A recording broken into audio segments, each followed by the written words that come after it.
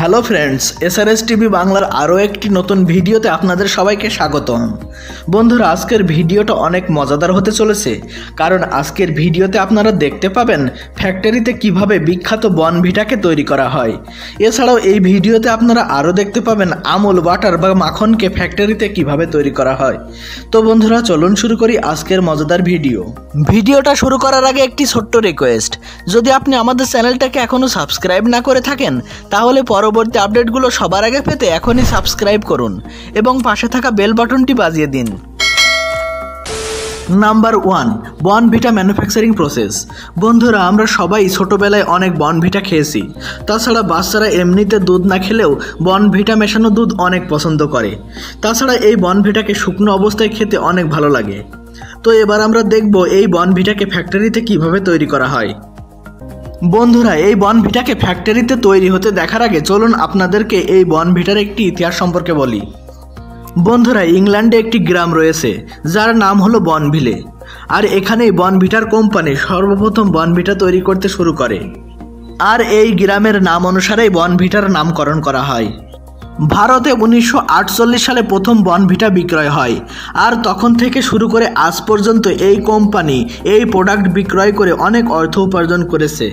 কিন্তু বর্তমানে মার্কেটে বর্নভিটাকে টক্কর দিতে অনেক কোম্পানি সেম প্রোডাক্ট বের করেছে। তো সে যাই হোক, চলুন এবার দেখে নিই ফ্যাক্টরিতে কিভাবে তৈরি করা হয় এই বর্নভিটাকে। তো এই ড্রিঙ্ক পাউডারকে তৈরি করার জন্য সর্বপ্রথমে কোকোয়া বাগান থেকে কোকোয়া ফলকে সংগ্রহ করা হয়। হ্যাঁ বন্ধুরা, এই কোকোয়া ফল সেই কোকোয়া ফল যেটা দিয়ে চকলেট তৈরি করা হয়। এখানে এই বাগান থেকে কিছু ওয়ার্কারের সাহায্যে গাছ থেকে কোকোয়া ফলগুলোকে পেড়ে নেওয়া হয়। গাছ থেকে পাড়ার সময় অনেক সাবধানতা বজায় রাখতে হয়, কারণ যে পাকা ফলগুলো রয়েছে সেগুলো যদি অনেক জোরে মাটিতে পড়ে তাহলে খুব দ্রুত নষ্ট হয়ে যায়।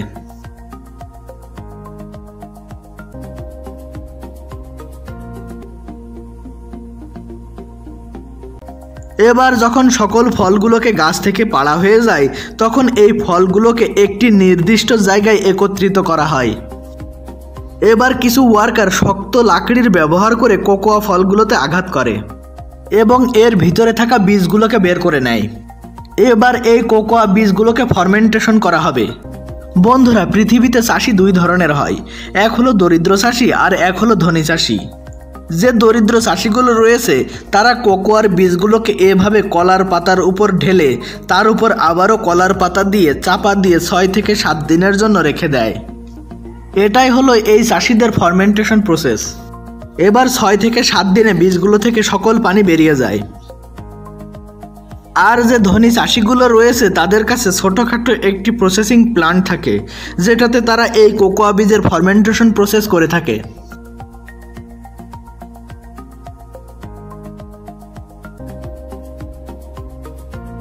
এবার এই কোকোয়া বীজগুলো অনেক সুন্দরভাবে ফার্মেন্টেড হয়ে গেছে। এরপর এই বীজগুলোকে বাক্স থেকে বের করে 8 থেকে 9 দিন কড়া রোদে শুকানো হয়, আর এই রোদে শুকানোর ফলে এই বীজগুলো ক্রাঞ্চি হয়ে যায়, অর্থাৎ এখন এটাকে গুঁড়া করলেই পাউডার হয়ে যাবে। এবার যখন এই বীজগুলো পুরোপুরিভাবে শুকিয়ে যায় তখন এই বীজগুলোকে ফ্যাক্টরিতে নিয়ে যাওয়া হয়। ফ্যাক্টরিতে নিয়ে যাওয়ার পর এই কোকোয়া বীজগুলোকে ট্রাক থেকে সরাসরি ফ্যাক্টরির মধ্যে ঢেলে দেওয়া হয়। এবার এই বীজগুলোকে রোস্ট করা হয়। এরপর এই বীজগুলোকে একটি গ্রাইন্ডার মেশিনে দিয়ে পিষে পাউডার তৈরি করা হয়।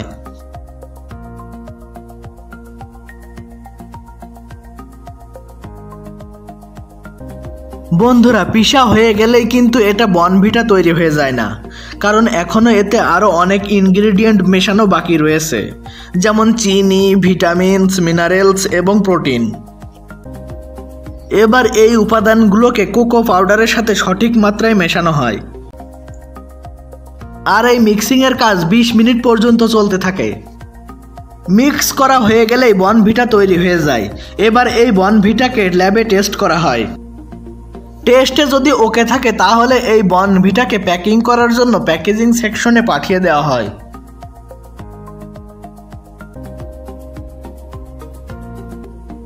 এবার এই প্যাকেজিং সেকশনে কোম্পানির তৈরি বিভিন্ন সাইজের কন্টেনারে বর্নভিটাগুলোকে লোড করা হয় এবং মার্কেটে বিক্রয়ের জন্য পাঠিয়ে দেওয়া হয়। তো বন্ধুরা, ঠিক এভাবেই বর্নভিটা তৈরি করা হয়। নাম্বার 2, আমুল বাটার বা মাখন তৈরির প্রক্রিয়া। বন্ধুরা, মাখন তো আমরা সবাই খেতে অনেক পছন্দ করি। তাছাড়া মাখন শরীরের জন্য অনেক উপকারীও, কারণ এটা গরুর খাঁটি দুধ থেকে তৈরি হয়।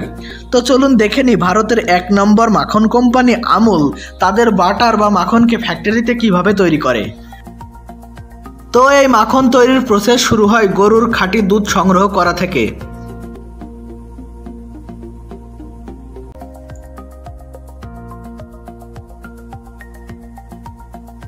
আপনি জেনে অবাক হবেন যে এখানে এই প্ল্যান্টের জন্য প্রতিদিন 20 বিলিয়ন লিটার অর্থাৎ 2 কোটি লিটার দুধ সংগ্রহ করা হয়। এবার যখন দুধের ট্যাঙ্কারগুলো ফ্যাক্টরিতে পৌঁছায় তখন সকল ট্যাঙ্কারগুলো থেকে হালকা হালকা করে স্যাম্পেল নিয়ে ল্যাবে টেস্ট করা হয়। এখানে দেখা হয় দুধে কোনো ভেজাল আছে কিনা বা এতে কোনো সমস্যা আছে কিনা। তাছাড়া কোম্পানির নাম খারাপ করার জন্য যে কেউই এতে ভেজাল দিতে পারে সেটাও টেস্ট করা হয় এই ল্যাবে। এবার যদি ল্যাব টেস্ট থেকে স্যাম্পেলগুলো গ্রিন সিগন্যাল পায় তখন দুধের ট্যাঙ্কারগুলো থেকে দুধগুলোকে বের করে এই বড় বড় স্টোরেজ ট্যাঙ্কারে লোড করা হয়। আর এখানে এই প্ল্যান্টে এই দুধগুলোকে 3টি ইনিশিয়াল প্রসেসের মধ্যে দিয়ে নিয়ে যাওয়া হয়। প্রথম ধাপ হলো ফিল্ট্রেশন, অর্থাৎ দুধকে ফিল্টার করা হয়। দ্বিতীয় ধাপ হলো সেপারেশন, আর এই ধাপে দুধ থেকে সকল ক্রিমগুলোকে বের করে নেওয়া হয়। তৃতীয় ধাপটি হলো পশ্চারাইজেশন, এই ধাপে দুধগুলো থেকে সকল হার্মফুল ব্যাকটেরিয়াকে ধ্বংস করা হয়। এরপর পশ্চারাইজ হওয়া ক্রিমগুলোকে বাটার ট্যাঙ্কে জমা করা হয়। এবার 6 থেকে 14 ডিগ্রি সেলসিয়াস তাপমাত্রায় 4 ঘন্টা পর্যন্ত এই ক্রিমগুলোকে প্রসেস করা হয়, আর এই প্রসেসের স্পিড হয় 1000 রাউন্ড প্রতি মিনিটে। আর এই প্রসেসের ফলে ক্রিমগুলো থেকে বাটার মিল্কগুলো বাইরে বেরিয়ে আসে, যেটাকে স্থানীয় ভাষায় মাঠা বা ঘোল বলা হয়। এবার এই ঘোল এবং বাটার ক্রিম একদম আলাদা হয়ে যায়। এরপর এই বাটার ক্রিমগুলোকে একটি বড় স্টোরেজ ট্যাঙ্কারে ট্রান্সপোর্ট করা হয়। এবার এখান থেকে বাটার ক্রিমের স্যাম্পেল নিয়ে ল্যাবে টেস্ট করা হয়। এই টেস্টে বাটারে ময়েশ্চার, ফ্যাট কোয়ান্টিটি, স্বাদ এবং আরও অন্যান্য প্রয়োজনীয় প্যারামিটারকে পরীক্ষা করা হয়। এবার যখন এই স্যাম্পেল ল্যাব টেস্ট থেকে গ্রিন সিগন্যাল পায় তখন এই বড় ট্যাঙ্কারে লোড করা বাটারগুলোকে প্যাক করার জন্য প্যাকেজিং সেকশনে পাঠিয়ে দেওয়া হয়। এবার এখানে এই মেশিনের মাধ্যমে পাতলা পেপার দিয়ে স্টোরেজ ট্যাঙ্কার থেকে বের হওয়া বাটারগুলোকে 100 গ্রাম করে প্যাক করা হয়। এই মেশিনটি অনেক দ্রুত এই কাজ করে থাকে। এবার এই পাতলা পেপারে জড়ানো বাটারগুলোকে আমুলের ফেমাস প্যাকে প্যাক করার জন্য সামনের দিকে পাঠানো হয়। এরপর এখান থেকে বাটারগুলোকে এই আকর্ষণীয় প্যাকে প্যাক করে মার্কেটে বিক্রয়ের জন্য পাঠিয়ে দেওয়া হয়। তো বন্ধুরা, ঠিক এভাবে আমুলের বিখ্যাত বাটার তৈরি হয়। তো বন্ধুরা, ভিডিওটা কেমন লাগলো আমাদের কমেন্ট করে অবশ্যই জানাবেন। আর যদি ভিডিওটা ভালো লেগে থাকে তবে ভিডিওতে একটি লাইক করুন, আর যাতে আপনার বন্ধুরা দেখতে পারে তাই ভিডিওটাকে বেশি বেশি করে শেয়ার করুন। ভবিষ্যতে এমন ভিডিও আরও দেখতে আমাদের চ্যানেলটাকে সাবস্ক্রাইব করার সাথে সাথে পাশে থাকা বেল বাটনটি বাজিয়ে দিন। ভিডিওটা দেখার জন্য ধন্যবাদ।